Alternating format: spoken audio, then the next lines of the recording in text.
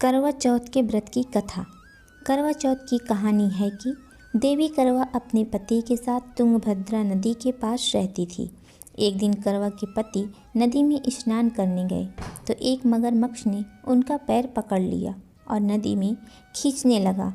मृत्यु करीब देखकर करवा के पति करवा को पुकारने लगे। करवा दौड़कर नदी के पास पहुंची और पति को मृत्यु के मुंह में ले जाते मगरमच्छ को देखा।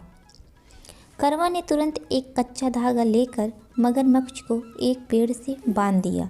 करवा के सातत्य के कारण मगरमच्छ कच्चे धागे में ऐसा बंधा कि टस से मस नहीं हो पा रहा था।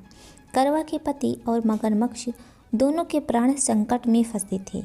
करवा ने यमराज को पुकारा और अपने पति को जीवन दान देने और मगरमच्छ को मृत्यु दंड देने के लिए कहा। यमराज ने कहा, मैं ऐसा नहीं कर सकता क्योंकि अभी मगरमच्छ की आयु शेष है और तुम्हारे पति की आयु पूरी हो चुकी है।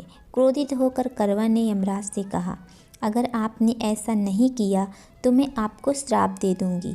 सती के श्राप से भयभीत होकर यमराज ने तुरंत मगरमच्छ को यमलोक भेज दिया और करवा के पति को जीवन दान दिया। इसलिए करवा चौथ के व्रत में सुहागन स्त्रियां करवा माता से प्रार्थना करती हैं कि हे करवा माता, जैसे आपने अपने पति को मृत्यु के मुंह में से वापस निकाल लिया, वैसे ही मेरे सुहाग की भी रक्षा करना।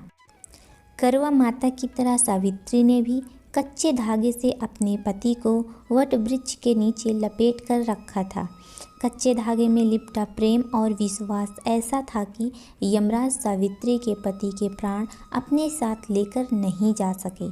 सावित्री के पति के प्राण को यमराज को लौटाना पड़ा और सावित्री को वरदान देना पड़ा कि उनका सुहाग हमेशा बना रहेगा और लंबे समय तक दोनों साथ रहेंगे। बोलो करवा माता की जय।